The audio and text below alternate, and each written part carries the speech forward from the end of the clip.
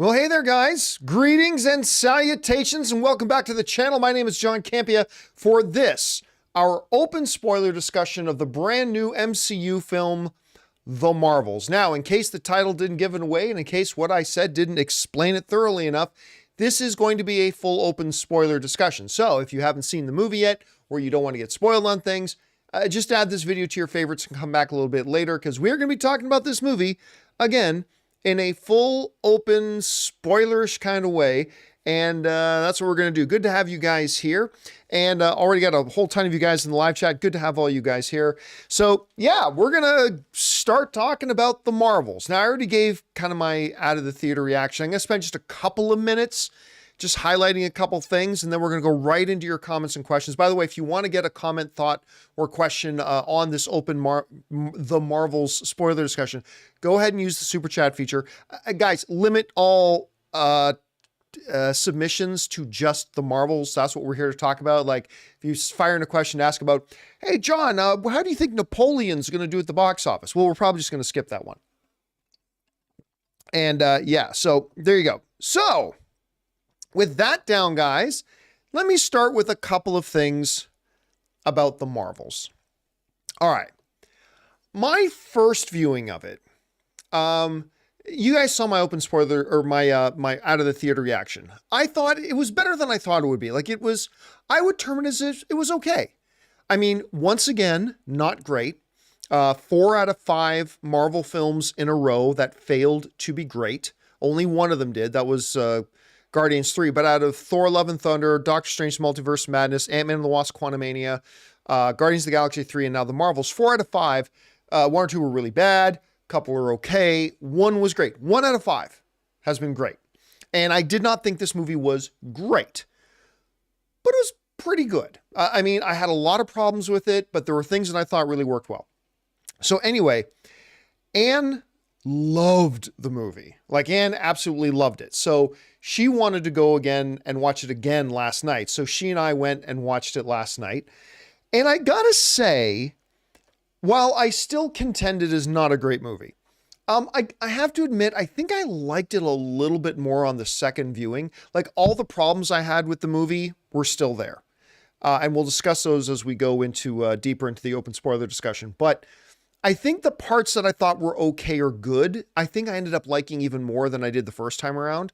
Like, the chemistry between the 3 characters was fantastic. Iman Vellani as Kamala Khan, Ms. Marvel, steals the movie. She's awesome.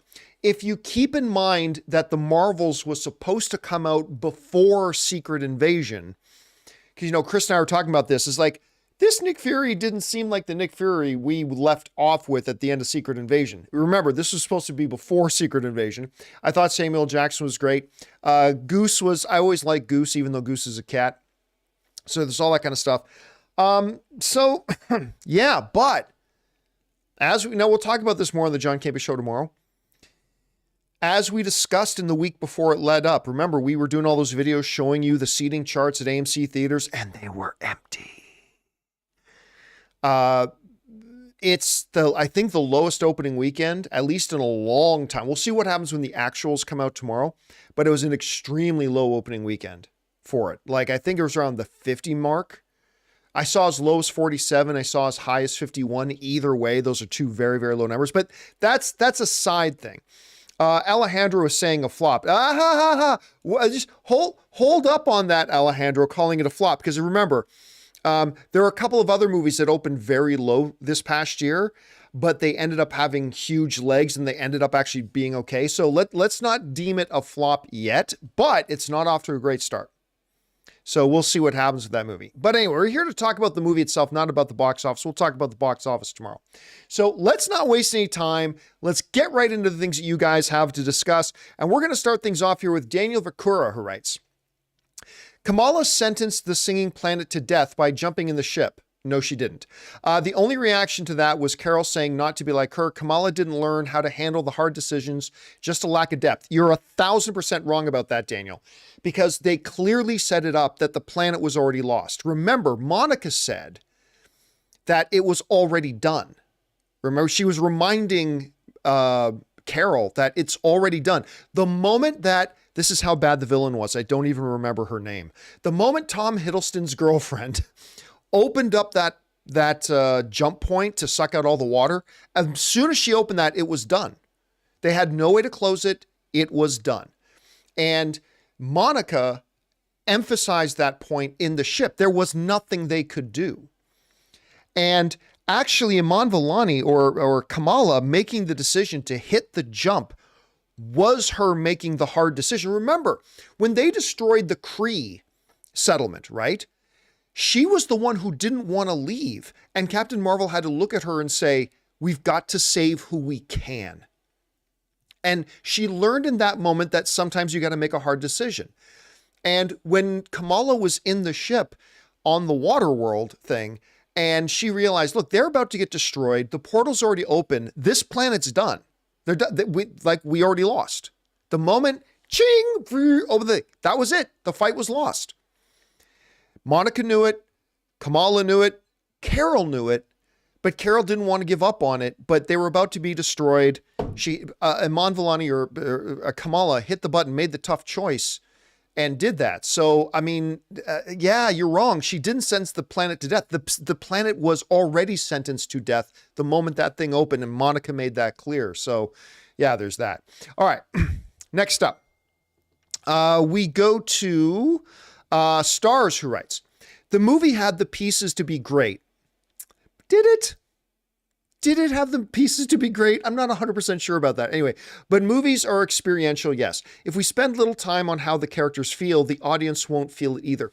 You know, Stars, I think you make a valid point, because one of my very rare criticisms, because I very rarely bring this up as a criticism, I'm the guy who usually likes movies to try to be shorter, right? Even movies that I really like, I usually come out going, you know what? They should have trimmed about 10 minutes out of that. It would have had a better pace. The Marvels is one of the few films that I feel they needed to let it breathe a little bit more.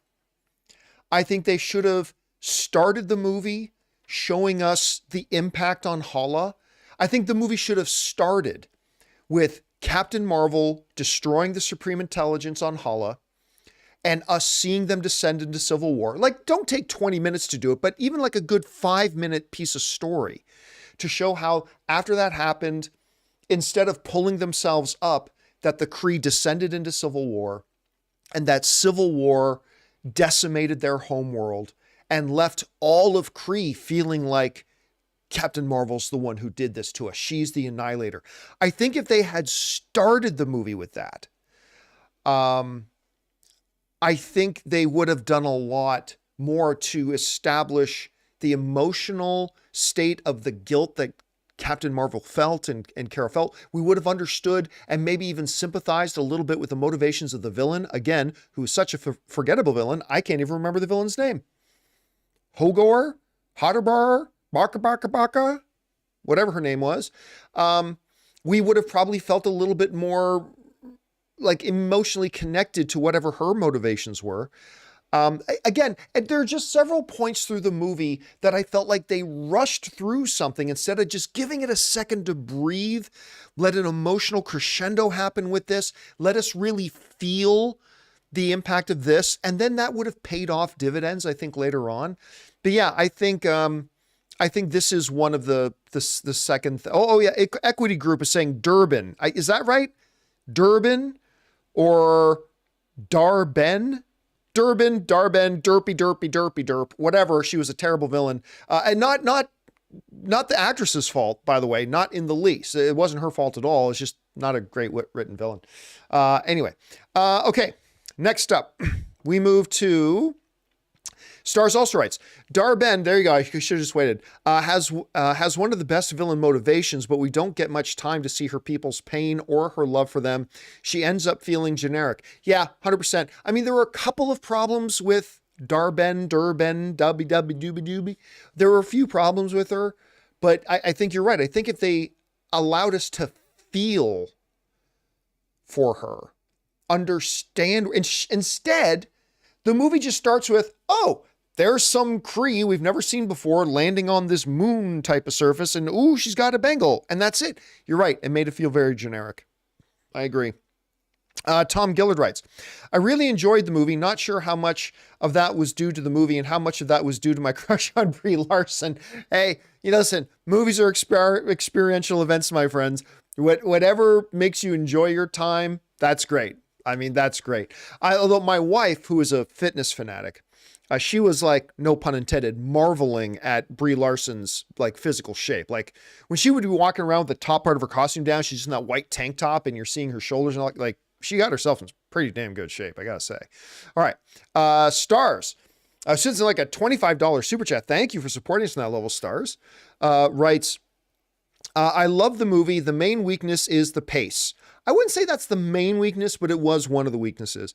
There are interesting themes, but no time to feel the impact. We were just talking about that. They never show the pain of the planets they failed. Yeah, true. Carol doubts herself, but then restarts the sun with no issue.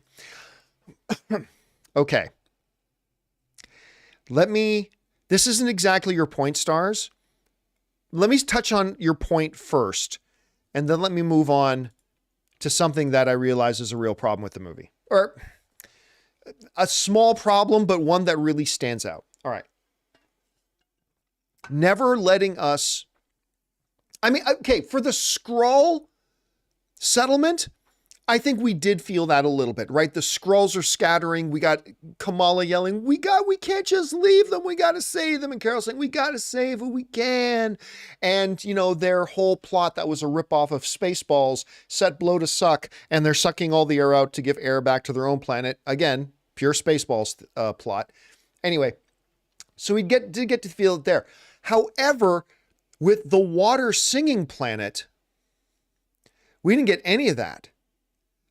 I think you didn't have to spend 3 minutes on it, but to let us feel the impact of what just happened, a world was just destroyed. A world was just decimated. And as the moment Kamala hit the jump point thing and Carol and Monica and Kamala jumped away, we didn't see any of that. And so we kind of were robbed of the loss again, the damage being inflicted by Darben or Durban, whatever. I'm going to go with Darben. I might be wrong, but that's what I'm going to go with here today. Darben. And I think that was a problem. Now, as to the last part of what you said, Carol doubts herself, but she goes into the sun, restarts with no issue. I have no problem that she realized she had the power to go into the sun and restart it. I have no problem with that. Here's my problem. You're telling me that Captain Marvel is so powerful. And I get it. She's supposed to be one of the, if not the most powerful character in the MCU. I get that. But you're telling me she is so powerful that she can fly into a sun. Let me repeat that. She's so powerful that she can fly into a sun. No problem. No issues. I'm good. So she's so powerful she can do that. And yet, when some, jabroni Kree soldier in a hallway shoots her with his little pew pew, she's like, oh, and that's fine. You and I would do that also. Many characters and heroes in the MCU taking a shot from a Kree pew pew would go, oh, and she falls to the ground and oh, lady, you can fly into a sun. Ain't nothing from a pew pew is going to remotely even make her blink. Like, not even blink. She would feel it about as much as you and I would notice a calm breeze on a spring morning. Like, you literally flew into a sun. Don't tell me a little pew pew is going to knock you to your ass. Like, and so there's somebody, and I missed, oh, there it is. I think it was that guy said this in the live chat, and I agree. The power scaling, right?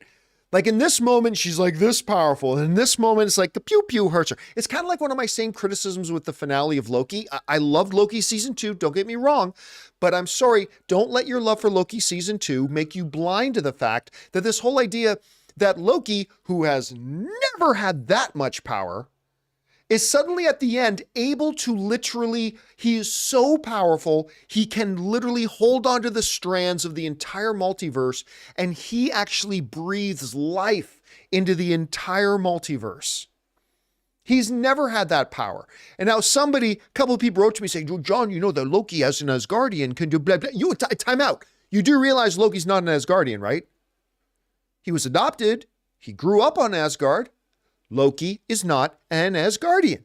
He is the son of Laufey. He is a frost giant, and frost giants don't have that much power. Anyway, power scaling, and that whole thing about Captain Marvel suddenly being able to fly into a sun, and she has so much power, she can reignite the core of a sun. But the pew pew knock her down. Owie from the pew pew. Yeah, it's just, yeah. Anyway, all right, let's move on here. Taki75 writes, the movie needed more quiet moments, I agree, to flesh out the characters, especially the villain. Zawe Ashton, that's Tom Hiddleston's girlfriend, was invested but had little to sink her teeth into. I completely agree. Has nothing to do with her performance. I'm not going to say she had a great performance because you got to have some material there to make your performance stand out. But the problem wasn't the performance. The problem was, hey, look, here's a new Kree villain. I don't know why, but there she is. I mean, there's really nothing she could have done with it. So yeah, they really should have done much more. And again, I agree. They needed some time to soak in some things emotionally. Anyway, Stars writes, this movie has some pretty dark themes and very high death toll. Yeah, it really does. But they skip over them completely, like to keep the lighthearted tone. I agree. I think it would have served the movie to, what's the word I'm looking for? To soak in the tragic parts of it. It would have given it more depth, more emotional depth. You know, you add a few extra spices to a dish and it has more depth of flavor. I think it could have given this movie more depth. Again, just cutting away from the water world. Not really. I mean, they had a really good moment, a potentially really good moment in the movie when they're connected to their dream revivers and they're revisiting the death of Maria Rambeau, right? And Carol's friend, Monica's mom. And they went through it so fast. And the aftermath of that was, never do that to me again. I'm so sorry, Maria. I didn't mean for that to happen. And that was it. Like there was no more emotional fallout, repercussions. There was no more.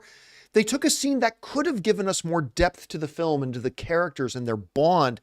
And instead they really rushed through it. Again, normally I'm the one complaining that a movie has taken too much time. But in this case, I feel like they should have just moved on a lot faster.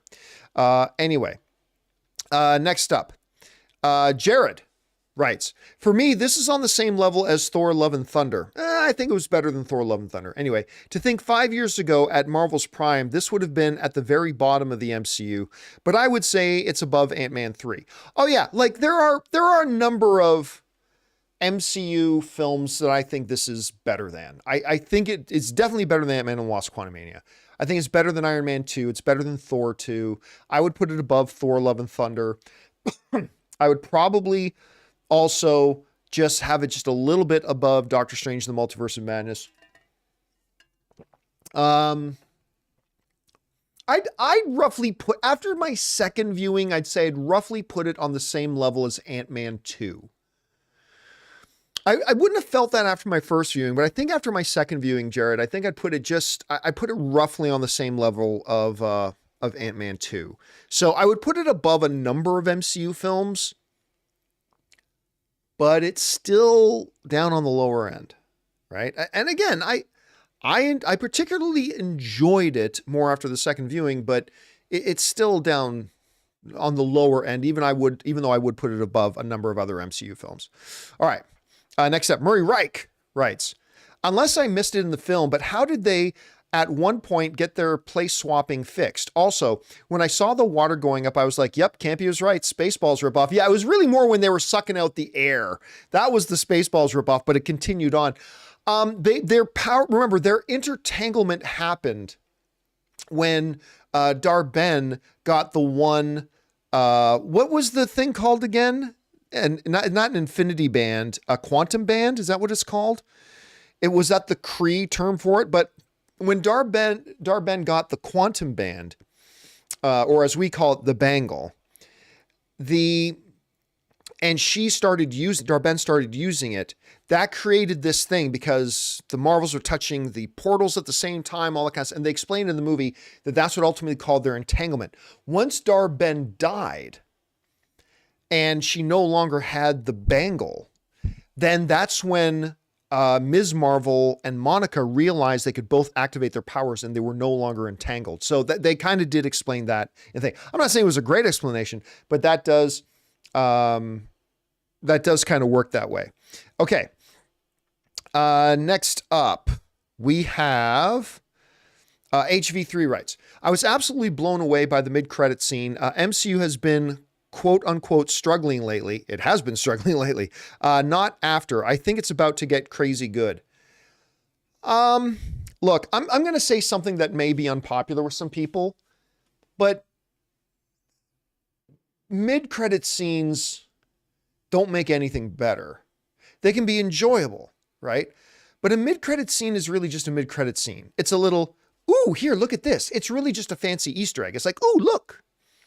And listen, when Hank McCoy comes walking into frame and I hear Kelsey Grammer's voice, I got a big kick out of that. Like, listen, I really had a lot of fun. And there was something really cool about Monica sitting there going, Mom! Like, I loved that. I thought that was really nice.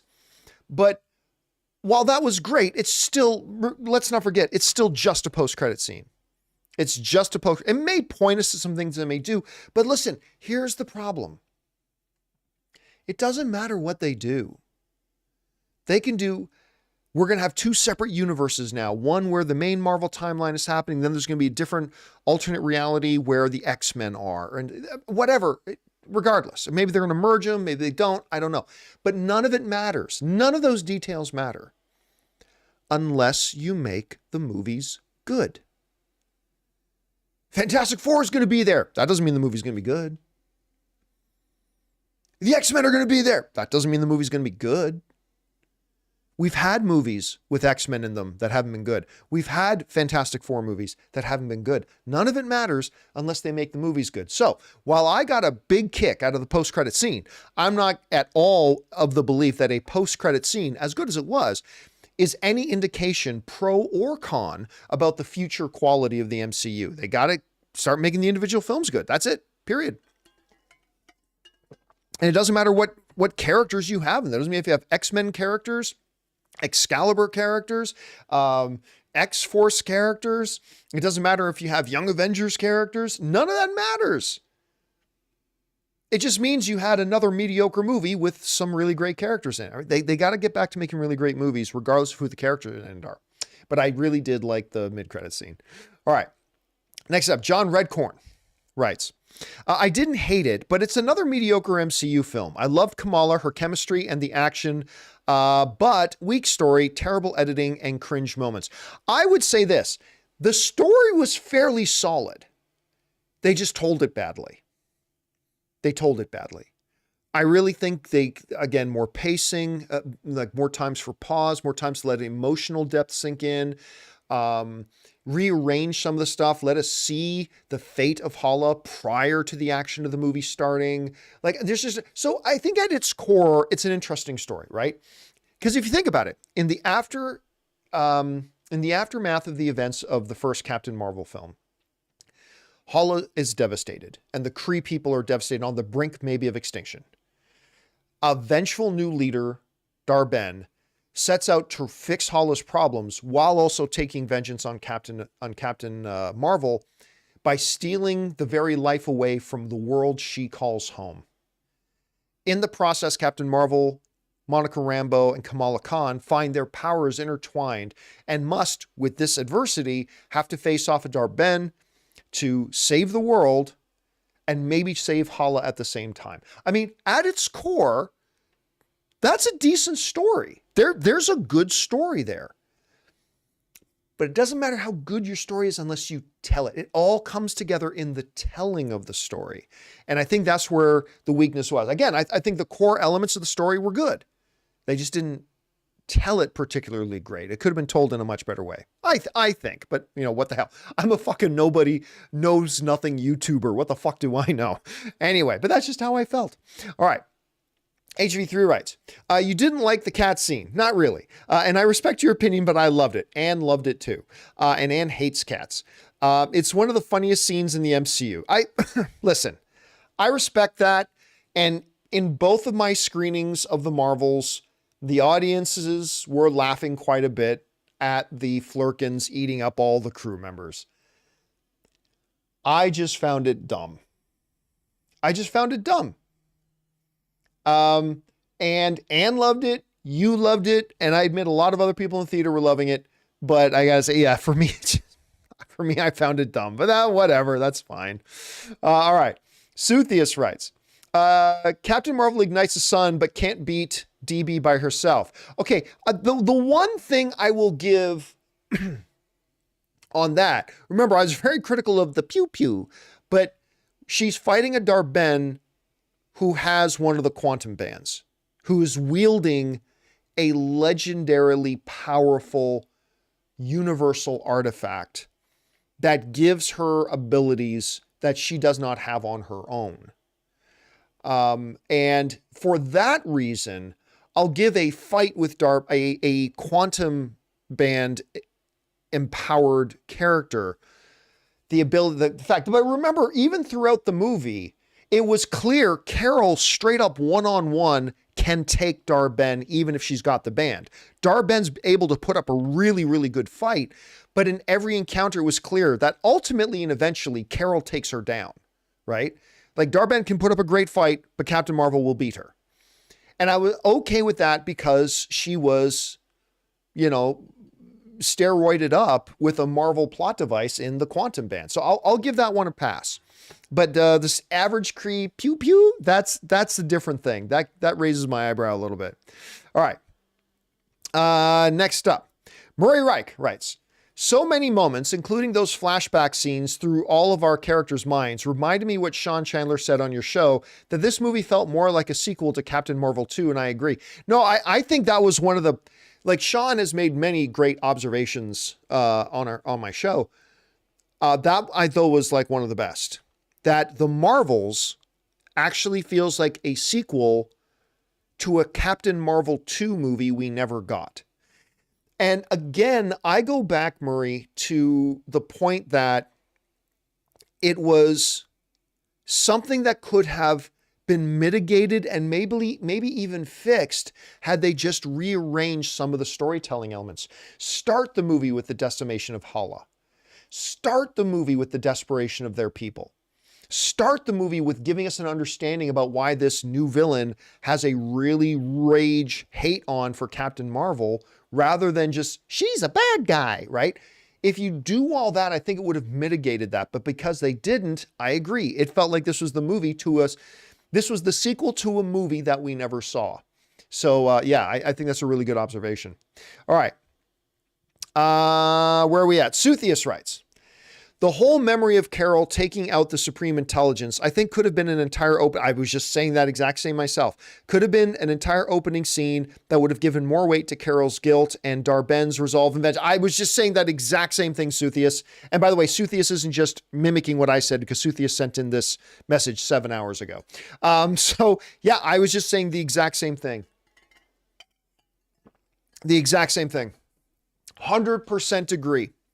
I think that would have added a lot to the movie. I think it would have given it more emotional depth. I think it would have made us feel more connected. I think we would have been more resonant with the villain. But because we just jumped into the movie, it's like, I can't wait to get this Bangle and I'm going to do this. Okay, why? Who are you? Like, it just, it could have fixed that. I think it could have been fixed in the editing room. Again, another great example that movies are shot on set, but movies are made in the editing room. And I think that really could have helped a lot. John Riker says, also easily the worst MCU villain ever. I'm not sure. Yes.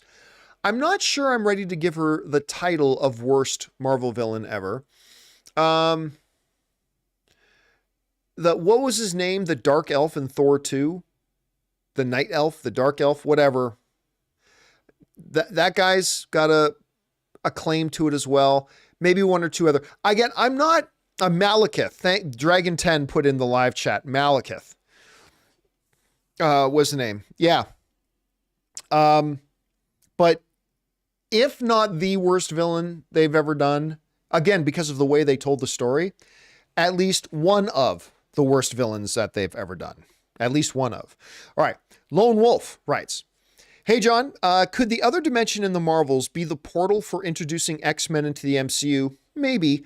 Creating two coexisting universes. Yeah, I've heard some other people theorizing that we've all been wondering, how are they going to bring mutants into the world? Now, they've already started.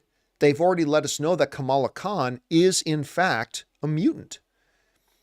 Right? They verified that at the end of the Ms. Marvel series when her friend says, you actually have a mutation. And then in the background, they played the music, like the old X-Men theme, right? So they're indicating that there are people in our existing world that are mutants, and Kamala Khan is one of them. But could they be using this other dimension as our entryway and maybe even our full stage of the X-Men saga? Maybe. I don't know how they're going to get there. I don't like the idea of having two separate worlds. But then again, maybe I don't mind the idea of two separate worlds and two different ways to tell stories. So that way the events of one world don't necessarily have to creatively tie the hands of filmmakers telling stories in the other world. You know, I remember when they first took over the X-Men, I said a few years ago, I almost kind of wish they created two separate cinematic universes. Right, so that way you can do all the X-Men stuff you want to, but they don't have to have their hands tied by what's going on in the MCU. And maybe these two different worlds is their way of doing it. Hadn't thought about that. That could be good. I don't know if that's what they're doing, but I kind of like the idea. All right. Next up, Suthius writes, seems like there is confusion as to who is moving into Maria's home. To me, it was pretty clear that Carol was moving in. The Khans were just helping. I understand the confusion because at first I thought it was the Khans moving in. After my first viewing of it, I thought it was Kamala and her family were moving into it, which made no sense to me. Like, I get it. Their other house was wrecked, but you can fix that. It's like, so they just all uproot and move out of New York? Like, don't they have jobs and everything like that? But on my second viewing, I realized it was Carol moving in because Mama Khan is carrying that box. She says, what is this? Pulls out the tray with the picture of her and her prince husband. That was Carol's box. That had Carol's stuff. And Carol says to her, oh, you can keep that. Right? So yes, you're 100% right. Although it was very confusing, but at the end, that was Carol moving into the house, not the Khans moving into the house. So just that. All right. Next up. Bames John writes, I tried, but this movie just didn't deliver. I'm disappointed because I want Marvel to get back to where they were quality-wise. How long will it take? Well, I mean, like, their last movie was great. The Guardians 3 was fantastic. I think most people would agree was fantastic. Here's the funny thing, too. And by the way, I can completely understand. Like, there's sometimes we watch movies that we love and we go, I don't get how people don't like this. But I have enough problems with this movie that I totally get why there are people who don't.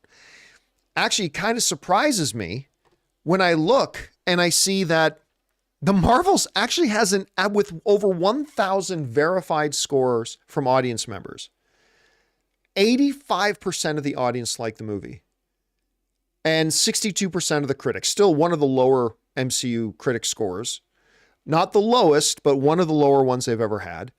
And 85% of the audience liked it. Now, remember this thing about Rotten Tomatoes. A couple of years ago, Rotten Tomatoes instituted a new system where random people can't just come and drop a review, because they found out, what they realized was that tens of thousands of people who hadn't even seen the movie were going in and dropping in zeros or going in and dropping in tens. And that's why things like IMDb audience scores, none of that matters, because you get thousands and thousands of people who haven't even seen the movie going in and giving zeros and things like that. This is people who actually, because remember, Rotten Tomatoes is tied into Fandango, tied into AMC's ticketing outlet, and tied into Regal's ticketing outlet. And these people, these 1,000 plus people, are people that they have verified actually had tickets and saw the movie. And out of verified scores, 85%, which is higher than I think it deserves, but 85% of the audience like the movie. But listen, I totally get you not liking it, because I'm that far for a couple of extra negative things in it, and I go to the basically it's a thumbs up movie to basically it's a thumbs down movie. I totally get why you didn't like it. Totally understand. Because out of all the pros and cons, certain things are going to hit you heavier than hit me. And for me, the pros outweighed the cons. I thought the pro things about the movie, the chemistry of the characters, a good amount of the humor, Iman Vellani, things like that, those things hit me harder and better than the negative things, the pacing, bad villain, a couple of cringy scenes, in my opinion. Like, those are all there, but they didn't have as much of an impact on me as the positive things did. So, but I could totally get why you didn't like it, man. And you are not alone. Bames John, you are not alone. There are people out there who did not like this movie, and I get it. I totally get it. All right. Next up, Murray Reich writes, now that Kamala is trying to recruit her Avengers team, plus Monica stuck in the X-Men verse, plus variants of Kang running around, any idea where where Arishem the Judge fits into all this? MCU has me so confused. Dude, listen, I'm sorry. When I say the MCU, I'm not now talking about the individual movies. I'm talking about the grand scheme of the MCU right now is a total mess. It's a total mess. You literally just had this being 3 times the size of a planet looking over Earth going, I shall return to judge, and nobody's mentioned it. You literally got this god coming out of the sea, I think it was the Indian Ocean, now turned into marble, and nobody mentions it, because in the universe of the MCU, it's just a Tuesday. We had the events of Shang-Chi. We had the events of all these other things. And it's like, on a macro scale, the MCU is a mess right now. Again, I'm not talking about the quality of the individual projects, although some of those are a mess too. But I mean, overall, the thing's a real mess. How does anything fit into anything right now? I don't really know. How anything fits in anything right now, I have no idea. So I see where you're coming from with that, Murray. All right. Next up, Murray also writes, from the Flurkin swallowing people up to get them off the ship to a planet that people sing, taking both sound terrifying. Even Nick Fury at one point was like, help me. Exactly my thoughts on the film. You know what? I said in my out of the theater reaction, I did not like that entire sequence about the singing planet. Okay. And even after the second, I appreciated it a little bit more, but I still overall didn't like it. But the premise that there is a world where the inhabitants communicate through song, that's not a bad idea. Like that in and of itself, like when you consider the millions and millions and millions of world and I'm sure there are billions of combinations of communication practices amongst the millions and billions and trillions of worlds. The fact that they had one there, that their primary way of communication was through song, that's kind of interesting, depending on how you do it. To me, it felt a little bit more like it was a scene out of a Disney animated film rather than an MCU film. So yeah, so for me, that part didn't quite work. I mean, look, for others it did. Like Cosmix is saying in the live chat that the scene worked for them. That's great, you know, and Anne loved it. So I'm not going to crap talk anybody who likes it. My wife loved that scene, but for me, yeah, just not quite. Just not quite. Okay, let's keep going here. Next up, we've got A-Rod 2006 writes, I love Kate Bishop, but does Kamala even need a Young Avengers team with her being as powerful as Carol? She's not as powerful as Carol. Let's be very clear about that. With both quantum bands and her being a mutant. Well, I mean, you could ask the same question about Hawkeye being in the Avengers. Can't you? Hawkeye is one of the coolest members of the Avengers, but couldn't you ask that question? Well, what do the Avengers need Hawkeye for? You got literally the Norse god of thunder. You have a world breaker in Hulk. You have the super soldier Captain America. You have the one of the ultimate heroes with his armor, Iron Man. Like what do you need Black Widow and Hawkeye for? Ping! Like, right? Well, because there is a place for that. By the way, Kate Bishop is Anne's favorite character in the Marvel Cinematic Universe now. She has like 3 different Kate Bishop costumes. And so when Kate Bishop shows up at the end, Anne lost her mind. And really, so yeah, I mean, so there's a place. There's a place. Listen,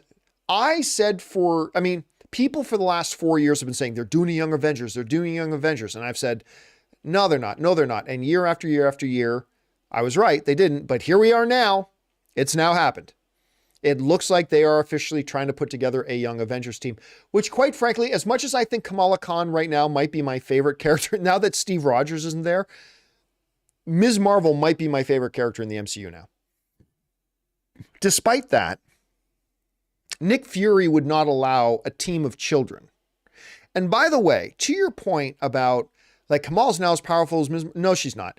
Remember, Kamala, I'm not saying she can't eventually get to that point, but Kamala, the only people she fought in this movie were like little foot soldiers and henchmen. The moment she's one-on-one with Dar-Ben gets her in a choke, throws her to the ground, and it's like, I can just kill her easily. Meanwhile, Monica and Carol are actually being able to fight Dar-Ben, but the moment it's Monica, or the moment it's Kamala one-on-one with Dar-Ben, she's clearly out of her league, right? At this point, she's clearly out of her league.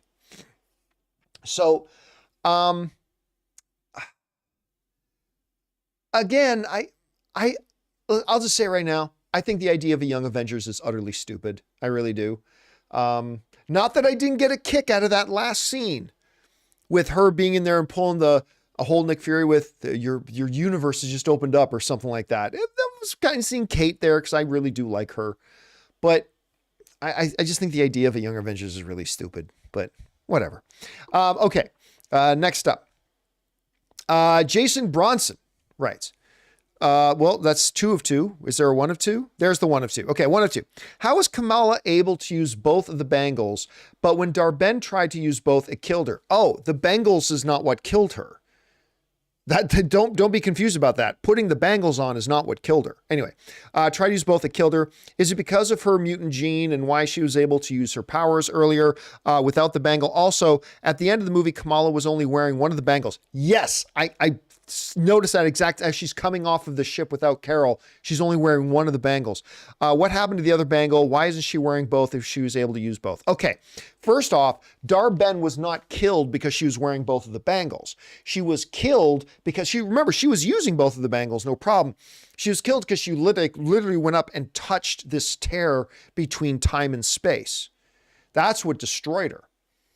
And only Monica, when being powered up by both the power of both bangles and the infinite power of Captain Marvel poured into her, was she able to go out and do that same thing. So it's not wearing the bangles that killed her. Second thing, where did the second bangle go? Because here's Iman Vellani. Kamala is wearing both bangles, and she says to them, these bangles, she literally says this, these bangles traveled through time and space to find me. I was born for this, right? Actually, great line in the movie. Really good line. These bangles traveled through time and space to get to me. I was born for this. Loved that line. Loved it. Not a lot of moments in this movie that I completely loved, but I loved it. It was a great line. So then smash cut to Carol's ship coming back to Earth, and only Kamala gets off the ship. Watch closely. She's only wearing one of the bangles. Where did the other one go? I wonder if that was an editing mistake, or not an editing mistake, but a continuity mistake that they just forgot. Maybe they shot that scene early in the filmmaking process. Maybe they shot that scene early and they forgot that she's supposed to be wearing both bangles in that. But even then, why not just CGI? It couldn't have taken more than an afternoon. Just CGI a second bangle on her arm. Yeah, where is the other bangle? I'm not sure, but I am curious to see how powerful she can become now that she has both. And we'll see. All right, thanks for that, Jason. Karoom Potts writes, so Danvers is a Disney princess now. Yep. Yeah. So she's a prince. A princess has returned. Look, not that she doesn't look smashing as a Disney princess. Sure. But okay. Okay. I get it too. There was a political need. It's a matriarchal society. The prince needed to have this union. They alluded to something. Again, I just didn't like the overall scene. I just didn't like the scene. Chef Rigo writes, so after our discussion of the gym, Chef Rigo goes to the UFC gym that I go to. So after our discussion at the gym, I decided to give it a shot, and I thought it was pretty meh. At least I got to see it in iPic, so there's that. Where's the closest iPic? I went to an iPic before, but it was in like Pasadena, which is like an hour from here. But I would love to see it in anything. You know what? I think that's the general feeling about the Marvels, is that it's meh. I think you appreciate the Marvels a little more because Chef Rigo had never seen Ms. Marvel, the show. I think you definitely appreciate the Marvels as a movie more, significantly more, if you watch Ms. Marvel first. I honestly don't know how much I would have liked this movie if I hadn't seen the Marvels. I honestly don't know how much I would have liked this movie if I hadn't seen the Marvels. Or if I don't know how much I would have liked this movie had I not seen Ms. Marvel. By the way, a few people in the live chat are asking, what's iPic? iPic is a theater chain. It's called iPic. It's a theater chain, and they're awesome. Like, it's like 40 or 50 seats per theater. They're all fully laid out, kind of like bed recliners with blankets and places to put your phone and all this. I mean, it's luxurious. It's one of the best movie-going experiences I've ever had, is going to an iPic theater. There's not many of them, though. That's kind of the problem. All right. Next up, we've got Mr. Hank Dunn, who writes, I actually enjoyed the movie. I really liked the fight scene at the beginning, and I love the cats, but F you, Feige, for making Beast CGI. Here's the thing. I thought in X-Men 3, The Last Stand, not a great movie, but I thought Beast, Kelsey Grammer in the costume, I thought it looked pretty good. But Kelsey Grammer's getting older. Actually, where's my phone? Oh, a second here. Hey, Siri. How old is Kelsey Grammer? Let's see. He's almost 70. He's 68 years old. So he's almost 70. So maybe at this point in his life, getting up in this big, heavy costume and having to be like spending 4 hours a day in a chair to get into that makeup. Remember, getting into these costumes, this is just grabbing a mask and putting it on. Like, it's literally like 2, 3, 4 hours in the morning. They got to sit in a chair and get these costumes put on them. And maybe the whole rigors of doing that and then walking around in this costume for 7 or 8 hours, whatever, maybe at almost 70 years old, that's just not something that Kelsey Grammer can really legitimately do. I don't know. So yeah, I would have preferred it, but let's be honest here, Hank. It doesn't really matter that much. I mean, yeah, I thought it looked better with the practical makeup, but who cares? I mean, for me at the end of the day, all right, yeah, that looked better. This doesn't look as good, but it didn't fundamentally change the scene for me. So who knows? Well, let's see where they go with it. All right. But it is very noticeable, Hank. I got to say, it is very noticeable. All right. Ethan Holgate writes, I really like the movie overall. Iman Vellani stole the show, absolutely. Great chemistry, weak story. Again, I thought the story wasn't weak. I thought the way they told it was weak. Anyway, but entertaining, and the villain was an afterthought completely. But 7 out of 10 movie. Yeah, like I don't give scores to movies anymore. I haven't for at least 5-6 years. I don't give scores out to movies. If I did, I would probably be somewhere in the 6, maybe a little bit north of 6.5 range. If I did give scores to movie, which I don't. So I would have to give more thought to it, but yeah, you're not too far off from where I would be probably. You're maybe a little higher than I would be. 7, you gotta remember, to me, 7 is a solid movie. But hey, listen, you really like the movie. So yeah, giving it a 7 totally makes sense. I would probably give it a little bit lower, but not too much lower. All right. Paul Dean writes, I just saw the film this evening. I don't think it was bad, but not great either. Didn't like a few scenes, but the 3 leads were great, and so was the action. I also love the Beast cameo at the end. Yeah, and you know what I gotta say? The audience in our theater last night, when Beast shows up, freaked out. Like the first night that I saw the Marvels for the first time, there was a ooh kind of reaction. Like you could tell the audience was fairly enthusiastic about ooh. But last night when I saw it again, the audience was like, whoa! Like it was like much more energetic, enthusiastic. So I agree. The fights were pretty good. The chemistry between the 3 characters was immaculate. Iman Vellani stole the show. And listen, Kamala Khan's the heart of the MCU now. She's the heart of the MCU now. She is the most likable, most endearing, most charming, maybe just straight up the most wonderful character in the Marvel Cinematic Universe right now. She's the best. And we've actually gotten enough. Like Shang-Chi, the movie's great. We've only ever seen him once. Never seen him again. It's been years. Never seen him again. We've now had Kamala Khan in her own show. We've had her in this feature film. And she's kind of the new face of the MCU. She's kind of the new face of the MCU. And you know what? I love it. She's awesome. And guys, for any of you, let this be a good excuse to go back, because I know many of you did not watch the Marvels. Or sorry, Ms. Marvel. I know many of you did not watch Ms. Marvel. Go watch Ms. Marvel. It's wonderful. I don't give a fuck what anybody says. That show is fucking wonderful.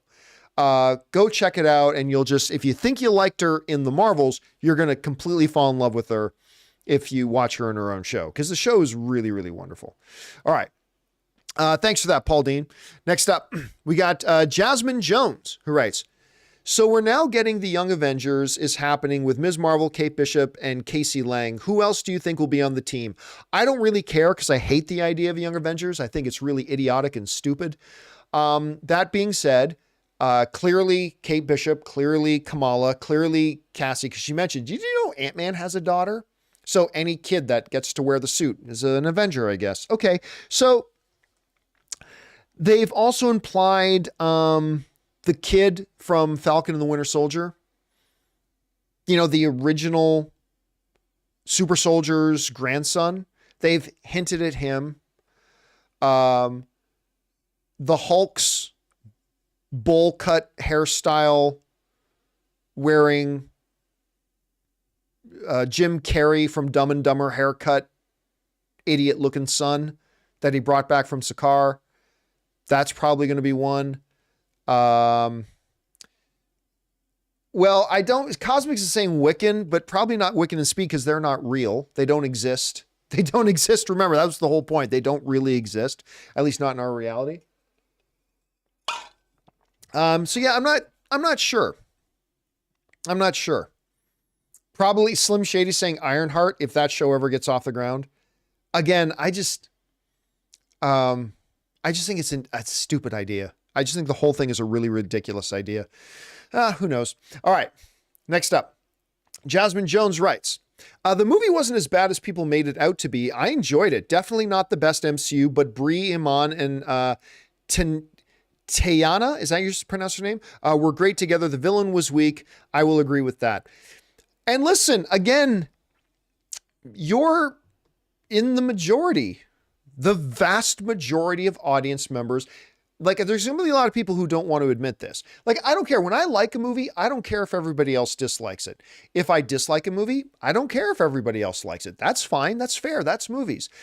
But man, there are going to be a lot of people out there who will fight tooth and nail to try to not let you know that actually not only a majority of the audience liked the Marvels, the vast majority of the audiences liked the Marvels. And I don't care. Like there are movies that I really didn't like that the vast majority of the audiences liked. And that's great. Okay, fine. A lot of other people liked it and I didn't. That's fine. Some people can't live with that. Because if they don't like a movie, they want nobody else to like a movie. And if a bunch of people do like the movie, they'll make up excuses for they like the movie, or they'll come up with election stealing conspiracy theories that, oh no, the Rotten Tomatoes verified audience score is full of bots. Like they're so weak-minded, they just can't accept, hey, I didn't like this movie, but other people did. And that's fine. Other people liking a movie that I didn't doesn't discredit my opinion at all. My opinion is still completely valid that I didn't like it. And the fact that other people did doesn't threaten me or undermine my opinion. But there's just some people out there who don't have that mental strength. They're actually very mentally weak. And they're like, no, other people can't possibly like a movie that I don't like. There must be a conspiracy.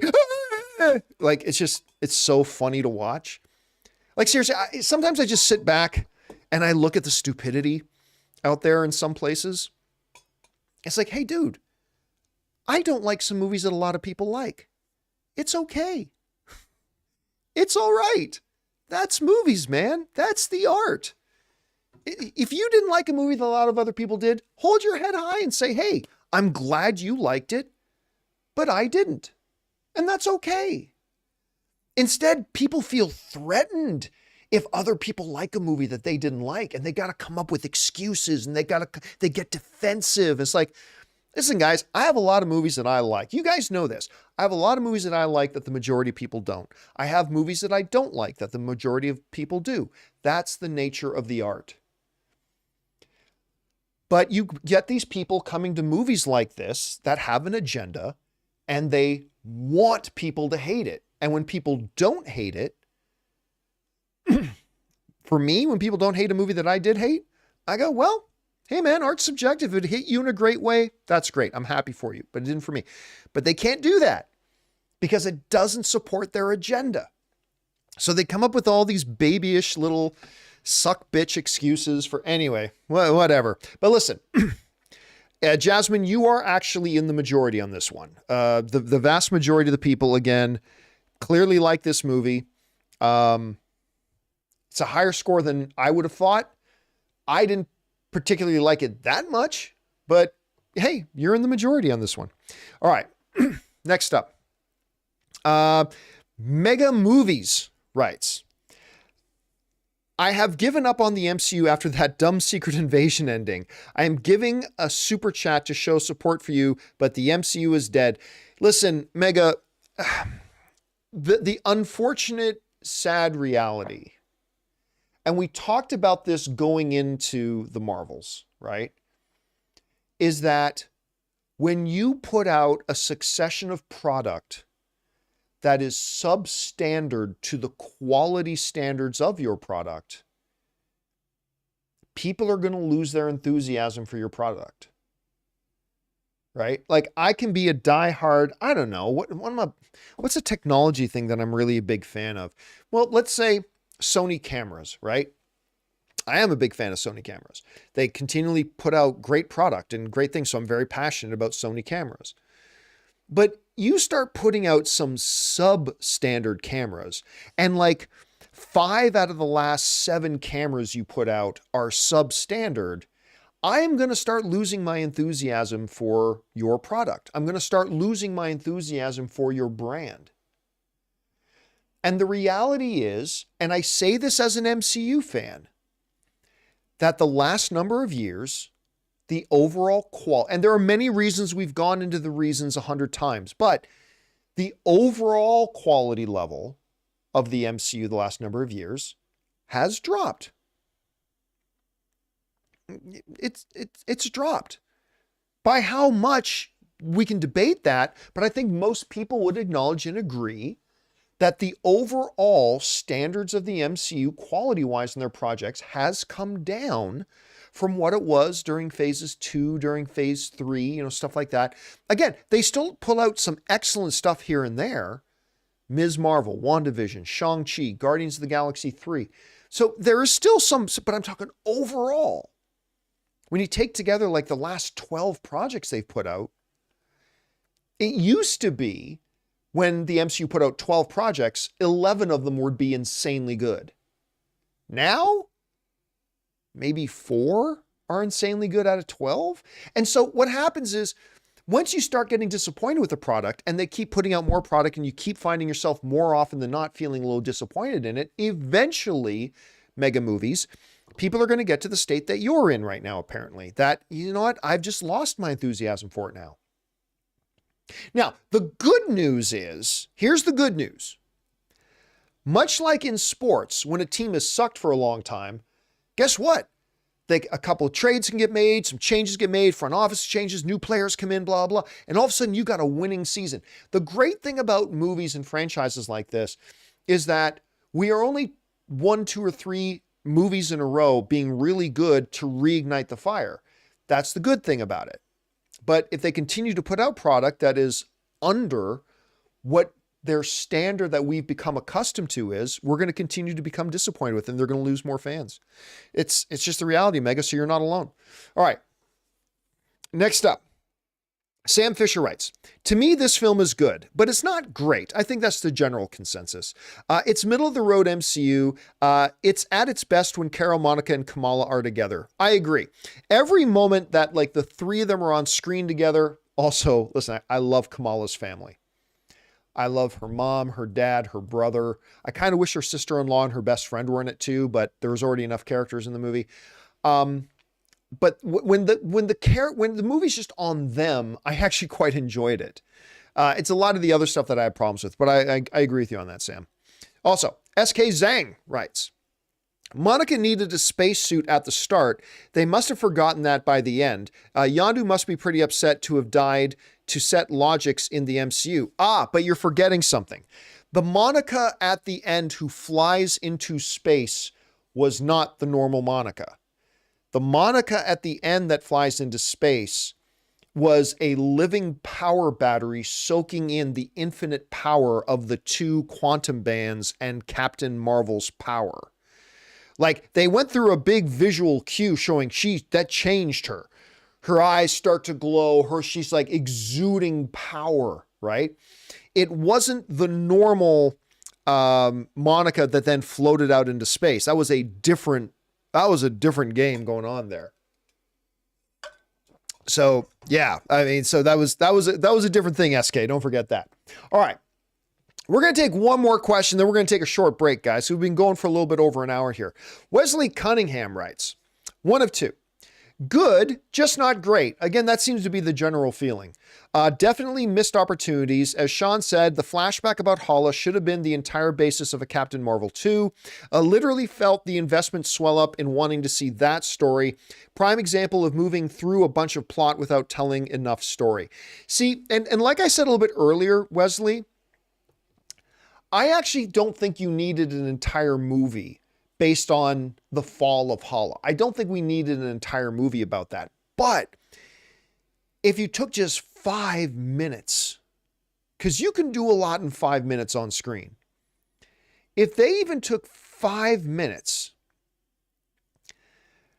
and started the movie with the fall of Hala, and started the movie with a narrator, whether it was Darben or whether it was Carol or a third party voice of God kind of character narrating through, what happened from the moment Captain Marvel destroyed the Supreme Intelligence to the state of Hala now. If you had just started this movie with that, I think it would have paid huge dividends. I think it would have paid massive dividends going on through the rest of the movie at that point. I really do. But by not doing it, by not starting off that way, the result was us, hey everybody, I'm the new villain of this movie. You don't know why, but I'm here, and we just didn't care. Like, we started the movie not caring about this character, not caring about what she was doing or what she was there for. And I think that really could have been fixed. All right, guys, listen, we will pick up with Amin in just a moment. I'm going to, again, we've been going for over an hour. I'm going to rest my voice just for a minute. I'm going to go refill my drink, and we're going to hear from a sponsor of today's episode of our open spoiler discussion talking about the Marvels, our friends at Mint Mobile. We'll be right back.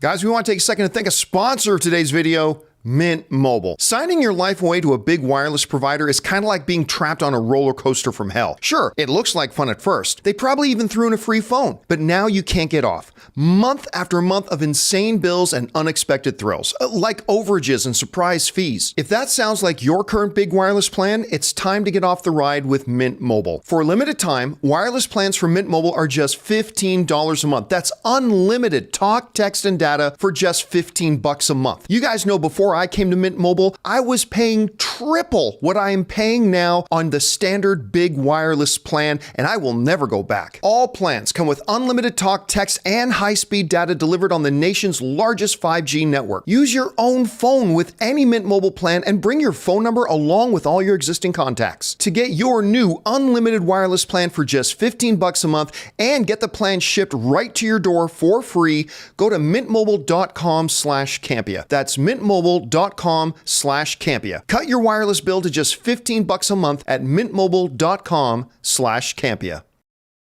And thank you to our friends at Mint Mobile for sponsoring this episode. All right, guys, with that down, let's keep on going through your questions. We're going to pick things up here with Amin. And Amin writes, I actually had fun with this film. It had a forgettable villain and a weak story, but the three main leads shine bright and their chemistry together was great. Iman stole the show. More of her, please. Yeah, I get the feeling, and maybe I'm just being optimistic and overly hopeful, but I get the feeling they are all in on Ms. Marvel. And I am all about that. I think they've done such a great job with that character. She is simply the most charming, lovable character in the MCU right now. I absolutely love her. I want to see her in more things. And they need to start making more investments in characters they've already introduced. One of the things Marvel's been very bad at in this entire phase the last couple of years is introducing us to 1,000 new characters and never following up. Again, I already mentioned Shang-Chi came out years ago. And it was fun and wonderful, great movie, and we haven't seen or heard from Shang-Chi since. They've done that with a bunch of characters. And Ms. Marvel seems to be one of the characters that they're actually pouring back and investing in, and it's good because she's great. All right. Next up, we've got Ryan Ramirez, who writes, love the show, John. Thought the movie was okay. LOL. And again, Ryan, that generally seems to be the consensus, that it was okay. But listen, for some movies, hey, I'll take it, because making a good movie is very, very difficult. And hey, if you at least had an okay time, at least that's something. That's not the way we used to feel about the MCU. We used to come out of the MCU dancing. But now we got to take if it was okay. All right. Amin writes, Valkyrie showing up was stupid and made no sense. It did make sense, but it was still stupid. There was no need for Valkyrie to show up. I get it. There had to be a place for the Skrull refugees to go. They set something up with Valkyrie taking them to New Asgard. Okay. But that was nothing more than just a bland crowd service moment of, let's have Tessa Thompson show up because she's great. When she is great, and I love the Valkyrie character, but that was so blatant, like crowd service, fan service. It didn't need to be there. You literally could have just mentioned, I've sent them, the leader of New Asgard said she'd take them, so I sent them there. By the way, she doesn't have a Bifrost. I remember we were debating this on the show before the movie came out, because in the trailer they show the Bifrost. Like, who could be coming? And I said, well, it can't be Valkyrie because she doesn't have a Bifrost. There was only one Bifrost and it was destroyed. And the only other person who has the ability to travel via Bifrost now is Stormbreaker in possession of Thor. That's it. New Asgard does not have a Bifrost. Bifrost isn't something you can just go to Home Depot and put together a Bifrost. Otherwise, there would have been more than one that was guarded by Heimdall. Anyway, that really bothered me. That really bothered me. Maybe it shouldn't have bothered me that much, but that really bothered me. All right. Next up. Wesley Cunningham writes, positives, great action and chemistry between the leads and Iman, by the way, not Milan. Iman Vellani is awesome to the point that she alone might sell me on the Young Avengers. Listen, I don't think you're wrong because I think the idea of a Young Avengers is really stupid. But you might win me over. You might win me over on the idea because it seems like you've got Iman Vellani at the heart of it. That might be enough to get me on board. I still doubt it's enough to get me on board, but it might be enough to get me on board. All right. Sam Fisher writes, loved the training scene. I did too. Actually, with all the problems that I had with the movie, I actually quite liked the training sequence. Anyway, I love the training sequence of them learning how to fight with their powers entangled. I loved how, though they used it, it's still not 100%. Yeah, I actually kind of appreciated that because if you realize, okay, every time we try to trigger our abilities or switching places, okay, we can't go into combat not using our abilities. So we better figure out a way to coordinate and that we can handle when the switch happens. And they go through it. She's like, okay, it's good to remember Monica mentioned, even when we switch, the activated power is still active. Good to know. And they worked on their ability to instantly recalibrate themselves when they do. I liked it. And by the way, if they had done it a little different, I think it might have really annoyed me. But the jump rope sequence, I thought it was really funny because as Monica and Carol are doing the ropes and Iman's standing there getting ready to jump in and Monica's like, okay, now. And Iman is just doing like not committing to jumping in. I don't know why.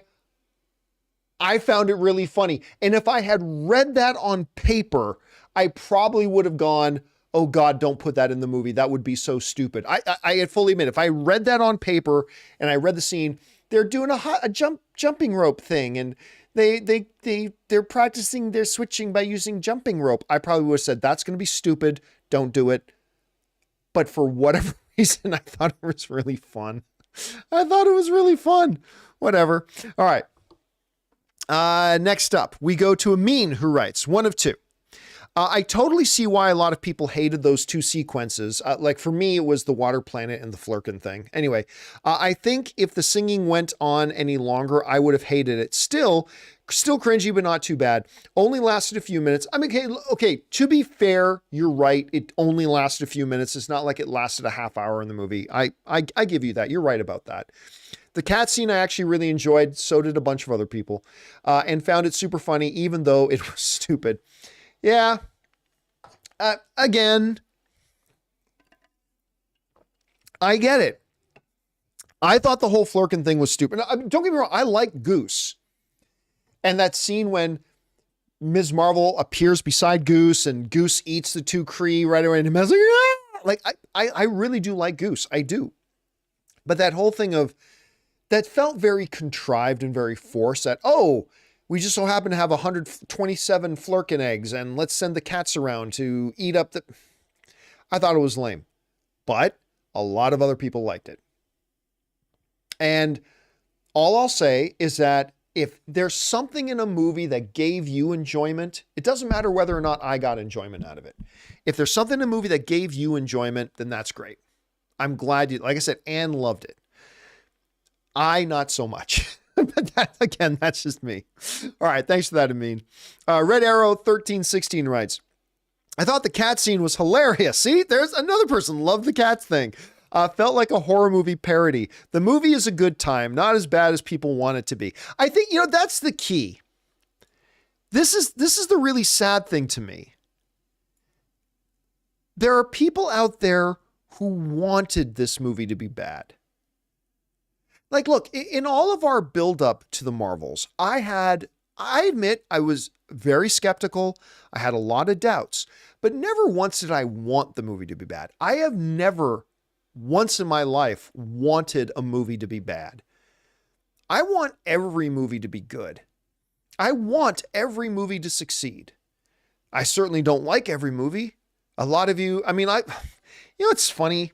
I get so, on the same day, I'll get so many comments saying, John hates everything, and then get other comments, John loves everything. Like literally on the same day, I'll get like 5 messages and comments from people saying, why does John hate everything? And then 5 messages or comments from people complaining about the opposite. Why does John love everything? Anyway, whatever. Go fuck yourself. So, I was skeptical going into the Marvels. I was, but there's a difference between being skeptical as to whether or not it will be good and whether or not you actively want it to be bad. I'll never understand that. I mean, the only answer to that is agenda, right?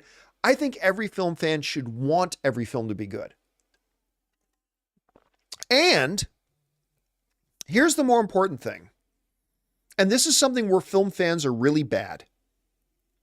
I believe any real film fan should want other people to like a movie, whether or not you did. Right? So I'll just pick out one movie I didn't like recently. Ant-Man and the Wasp: Quantumania. Okay? I did not like that film. But I want other people to like it. There's going to be a lot that don't, and I can commiserate with those people, but I hope other people who saw the movie had a good time, whether or not I had a good time. I did not like Ant-Man and the Wasp: Quantumania, but I hope you did. And if you did, and like Jonathan Voico liked it, great. Like I celebrate that. I mean, I didn't, and we can discuss the things that he liked about it that I didn't, and that's all fun. But I think if you are a true, real movie fan, without agenda, you should want other people to like the movies they watch, even if you didn't like it. So, yeah, I don't know. I just wish that was the way that I think film fan discussion online would be a lot more civil and a lot better if we all just went, hey, you may have hated a movie and I may have loved it, but we can have a really good discussion about it. And I know you don't hate me because I liked it, and I don't hate you because you didn't. I mean, anyway, that's whatever. That's just me. All right. Next up, Zachary Zarvos writes, how do you feel about Marvel using for the X-Men characters? Let me try this again. How do you feel about Marvel using the Fox X-Men characters and not restarting with a completely new take? Well, here's the thing, Zachary. Don't make too many assumptions. Just because a post-credit scene in a movie happened, there could be a million different explanations for what they're going to do in the MCU. We simply don't know. That being said, I don't know.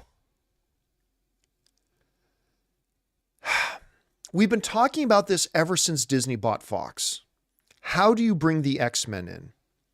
Because I don't think you can just start from scratch. Because starting from scratch undermines the complete legacy and identity and DNA of what the X-Men is. The story of mutants is that they have been in our world for a long time and that they have been persecuted. Stan Lee talked often about the fact that the plight of mutants in our society is much like race relations in our society, right? Like you had Magneto representing two different philosophies. You had Charles Xavier, and you can go look this up. This is what Stan Lee said. Charles Xavier was basically a representation of the Reverend Martin Luther King. Or Charles Xavier was. Magneto was the representation of Malcolm X, and these two very conflicting ideologies and stuff like that. And the whole existence of the X-Men and mutants was analogous to what was going on in America. So you can't just start an X-Men story from scratch in the MCU where it is, because if you do, you're throwing away everything that what the mutant story is supposed to be, that mutants have been here for decades and decades and decades.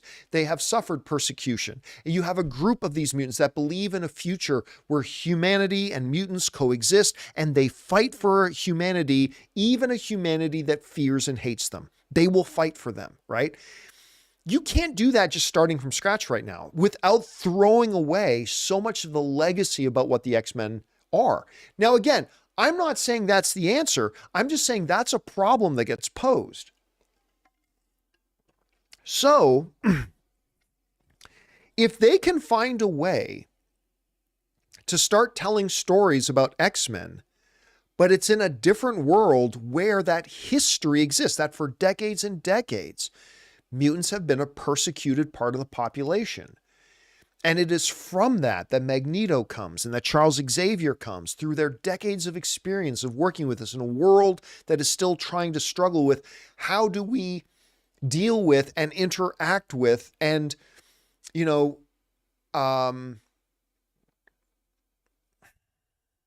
not going to say that. I take that back. But how do we basically reconcile the idea of mutants in a world of humanity?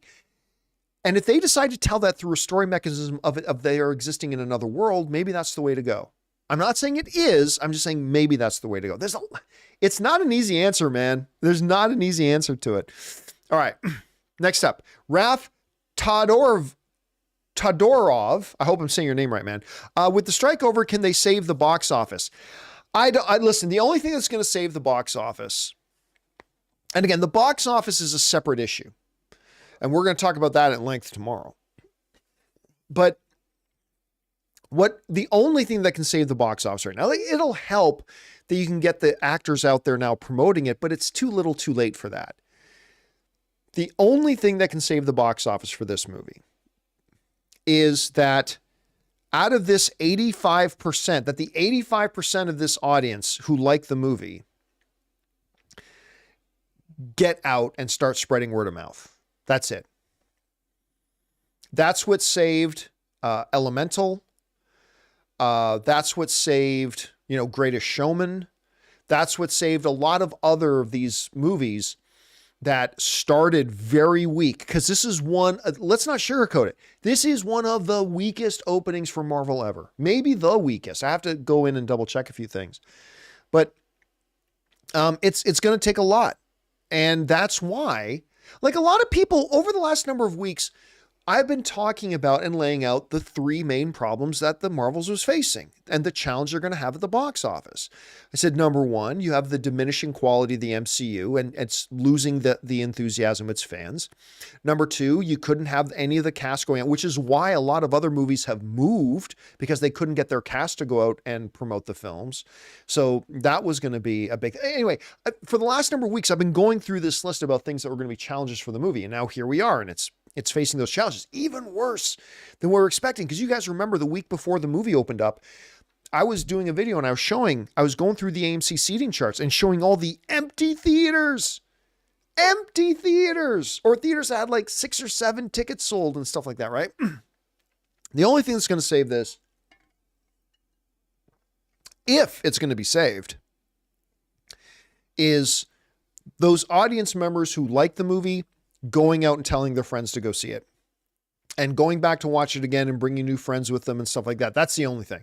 But again, we'll talk more about that tomorrow. And I don't know that can happen. I just don't know. I think it might be too little too late. All right. Caleb Fadian writes, I found it fun and my girlfriend loved it. It also connected 3 MCU projects and ends with a lead into the future stuff, something the MCU has been missing. Here's the problem though. Caleb, and I'm glad you liked it. I'm glad your girlfriend loved it. My wife loved it. But here's the problem.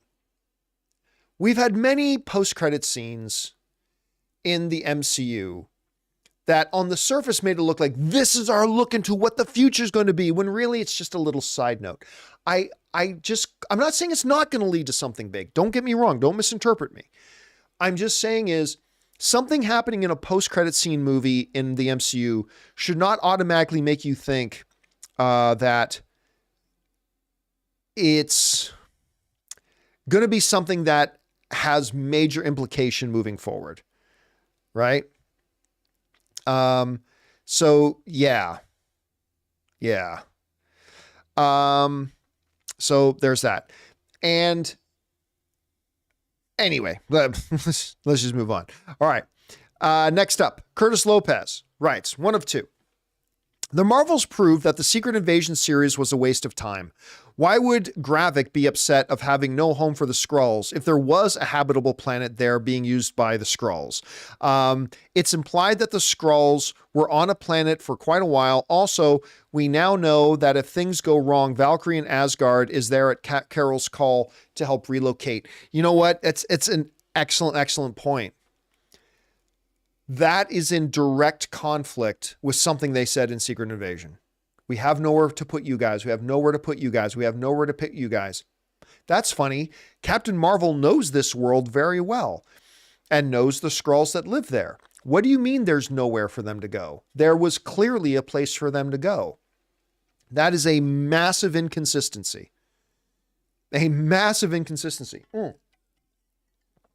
And Uni's bringing this up, and this is a valid point, that Secret Invasion was supposed to take place before the Marvels. And no, it was supposed to happen after the Marvels. Remember, the Marvels were supposed to come out first.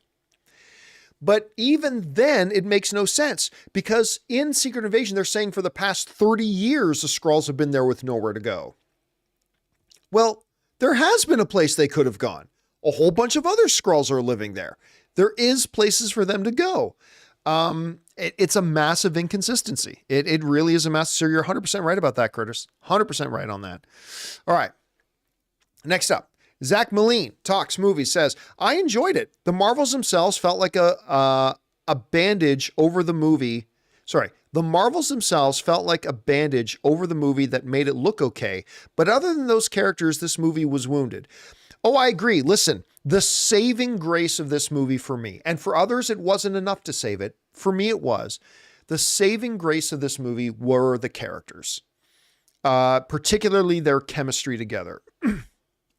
So, yes, if they didn't have that, this might have been the worst MCU movie ever.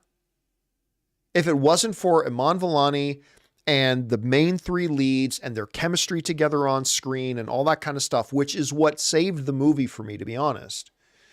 If it wasn't for that, I don't know that there's a lot of other redeemable things in it. Some good action stuff, some good humor. Yeah.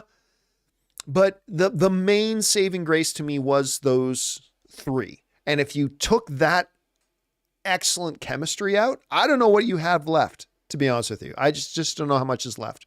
All right.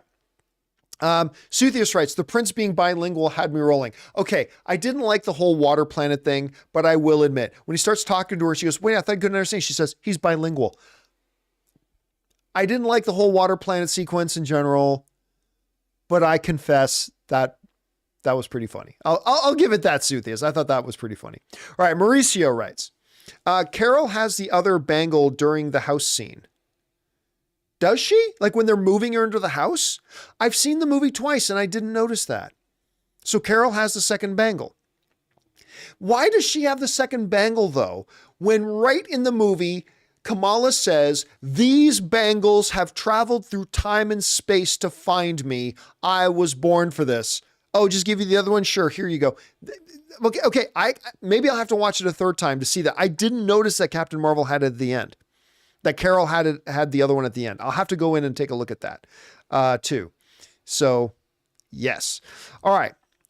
Let's see here. Next up, we have, that was Mauricio. Next up, we have Edgar Navarro, who writes, absolutely loved this movie. 9 out of 10 for me. Hey, listen, I love that you loved it. I'm jealous that you loved it. I wish I loved it. For me, there was just a few too many things that didn't work that prevented me from being able to cross that threshold of going, okay, I enjoyed it to I loved it. I couldn't get there, but movies are art and they all hit us in different ways. And if they hit you in such a way that it left you just being exhilarated with your experience watching it, I celebrate that. I didn't share your experience, but I celebrate that you had that experience. So I'm glad you did, Edgar, and thanks for sharing your thoughts. All right. Jordan Saylor writes, By the way, sends in like a $20 super chat. Thank you, Jordan, for supporting us on that level, man. Writes, can't get excited about the mid-credit scene since it could just be an elaborate boner joke. Yeah, that's what I was saying, right? It's like, take post-credit scenes for what they are. Don't get too excited about them. Anyway, or like when we all got excited about Mr. Fantastic and Doctor Strange 2, won't get fooled again. Well, I mean, nobody said that. I mean, look, Mr. Fantastic, I didn't love Doctor Strange 2, but Mr. Fantastic being played by John Krasinski in it, that was a good scene. I mean, I thought it was a good part of the movie. So whatever, but yes, you're right. I'm 100% with you on this, Jordan. You got to take post-credit scenes in the MCU simply for what they are, a quick scene, right? It's cool to feel giddy about it, maybe get a little bit of excitement about it, but don't ever think that a Marvel post-credit scene is giving you a blueprint of what is to come in the MCU. You know what I mean? I mean, maybe it'll be a little bit more relevant. Maybe it won't be all that relevant. It could be that we never see that other universe again. I doubt it, but it's possible we may never see that other universe again. Maybe. But yeah, Jordan, I'm with you. Don't get too, I loved the scene just because it was fun. It was a fun little scene. I didn't like it because this tells us that the future of the MCU is going to be about merging these two universes and the X-Men coming over and blah, blah, blah, blah, blah, blah. Like, don't get ahead of yourself. Maybe they'll do something about that, like that. Maybe they won't. Just take the scenes for what they are as fun little post-credit scenes. Maybe it'll have deeper meaning. Maybe it won't, but don't get too connected to it. All right. Let's see. Where are we at here? Mason Thurmond writes, saw Marvels and it was bad. And I don't like the RT ratings. They have paid reviewers. No, they don't. I use Metacritic instead, which gave the Marvels a 50 out of 100 from critics. Okay. Number one, Rotten Tomatoes did not have paid reviews. All right. I know there was that story about out of like the 3,000 reviewers, there was a marketing company that did a couple things, but that was like with single digit number of people, and the Rotten Tomato system worked because it caught them and it banned them. So they're not paid reviewers. And the audience score, again, there will be people who make up excuses if something doesn't go along with what they want their narrative to be. But the audience scores on Rotten Tomatoes are from verified people that actually bought tickets and went to go see the movie. Unlike, say, something like IMDb, which somebody who has never seen the movie can just go onto it and click 0, or the opposite, click onto it and just click 10, right? That's why you should never trust the audience scores on IMDb. And remember, Rotten Tomatoes, again, 62 is not a score that Rotten Tomatoes gives a movie. 62 is just telling you that out of the 273 reviewers who have seen the movie, that 62% of them like it, 38% of them have not liked it. Doesn't say they loved it. Doesn't say they thought it was the best movie ever. It just says, strictly speaking, purity of score. In a thumbs up or a thumbs down world, 62 said thumbs up. Maybe just barely liked it more than they disliked it. Maybe they loved it. But there's this... People only dislike Rotten Tomatoes when it doesn't give a score that they want it to give. That's it. And here's the thing, Mason, you saw the Marvels and you didn't like it. I get why you didn't like it. There's nothing wrong with you not liking it.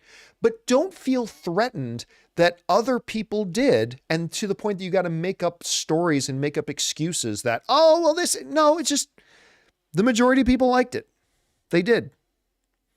Maybe by a lot, maybe a lot. I mean, I like the movie, but I don't think it's great. I mean, it's not one of the better Marvel movies. But it's okay that you didn't like it. You don't have to feel threatened that other people did. I would just recommend that to you. All right. Next up. Last one we're going to take here is from Soothis, who writes, interesting, Captain Marvel knows the bands, but not the rings. Yeah, and clearly what we saw in Ms. Marvel is that the bands and the rings are connected somehow. They've never told us how. But Captain Marvel, remember, she doesn't really know the band. She's only heard legends of the bands, right? She's only heard legends about them. She doesn't really know much about them, but she's never even heard of the Ten Rings. So how are they connected? Are they ever going to reveal that? Are they going to go into it, or are they just going to abandon that? It's a good question. Don't really know. We'll see what they do with that. All right. I had turned off the super chats a while ago for any of you who have been trying to send in super chats because I can only go so long. But you know, we're not going to end yet. I'm going to take a few minutes here and take some comments from you guys who are here in the live chat. Let's see here.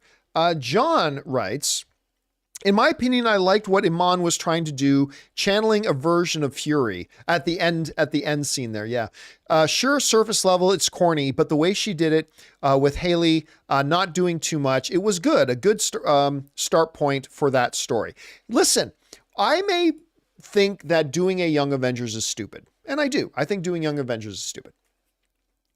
That being said, I did like the scene. I thought the scene was cute and charming.